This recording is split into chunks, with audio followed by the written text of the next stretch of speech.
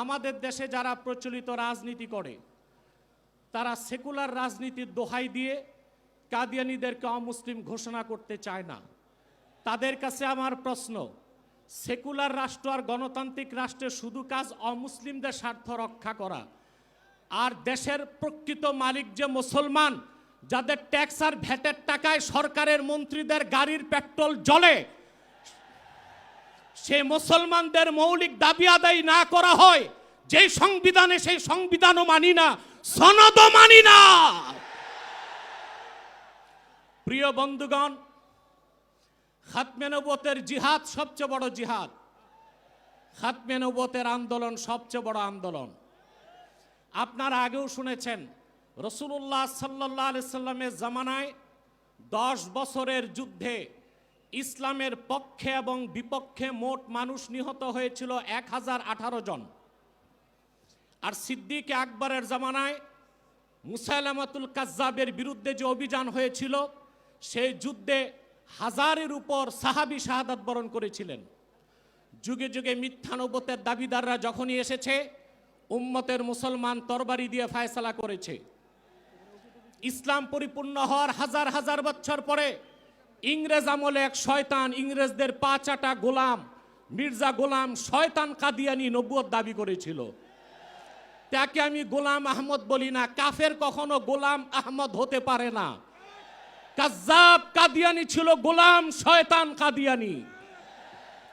1908 সালে আল্লাহর গজবে সে ধ্বংস হয়ে জাহান্নামের কুকুর হয়েছে। তার অনুসারী কাদিয়ানিরা বাংলাদেশে এখন ব্যাপক উৎপাত করছে। আপনারা জানেন, বর্তমান সরকার দায়িত্ব নেবার পরে বাংলাদেশের বিভিন্ন জায়গায় কাদিয়ানীদের নতুন নতুন আস্তানা গড়ে তোলা হয়েছে। কাদিয়ানীদের আস্তানা পাহারার জন্য সেনাবাহিনী, পুলিশও মোতায়েন করা হয়েছে।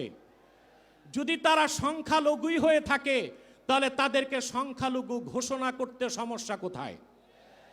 এদেশে তো হিন্দু, বৌদ্ধ, খ্রিস্টান আছে, আমরা কি তাদেরকে অমুসলিম দাবি করো বলি? তারা অমুসলিম পরিচয়ে আছে। তাদের উপাসনালয়গুলোকে আমরা মসজিদ বলি না, গির্জা বলি, প্যাগোডা বলি, মন্দির বলি। কিন্তু কাদিয়ানীরা ইহুদিদের চেয়ে নিকৃষ্ট কাফের, তারা জিন্দিক। জিন্দিক বলা হয় সেই কাফেরকে যে প্রকাশ্য কাফের নিজেকে দাবি করে মুসলিম। সেই জন্য শরীয়তের আইনে কাদিয়ানীদের একমাত্র শাস্তি মৃত্যুদণ্ড। যেহেতু বাংলাদেশ সেকুলার রাষ্ট্র, আমরা ছোট একটা দাবি করেছি, তাদেরকে অমুসলিম ঘোষণা করতে হবে। এই দাবি আপনারা কিভাবে আদায় করবেন? ঐক্যবদ্ধ হয়ে বছরে একটা কর্মসূচি দিলেই হবে না। আমি মনে করি এই ময়দান থেকে কর্মসূচি হওয়া উচিত। কুখ্যাত কাফের কাদিয়ানীদেরকে রাষ্ট্রীয়ভাবে অমুসলিম ঘোষণার দাবি আদায় করবে। হোক বিএনপি, হোক জামাত, যেই ঘোষণা দিবে তাকেই নির্বাচিত করে বাংলাদেশের ক্ষমতায় পাঠানো হবে। আপনারা রাজনৈতিক দলের নেতৃবৃন্দ ইসলামী রাজনীতির দোহাই দিয়ে যারা আন্দোলন করেন, আপনাদের কর্মসূচিতে কেন ঘোষণা দেন না সংসদে গেলে কাদিয়ানীদের অমুসলিম ঘোষণা করবেন? পশ্চিমারা খেপে যাবে। ভারতের তাবেদারি, যুক্তরাষ্ট্রের তাবেদারি করে কেউ ক্ষমতায় যেতে পারবে না। যদি যায়, ক্ষমতায় টিকতেও পারবে না। এক সাগর রক্তের বিনিময় হলেও বাংলাদেশে কাদিয়ানীদেরকে রাষ্ট্রীয়ভাবে অমুসলিম ঘোষণার দাবি আদায় করা হবেই হবে।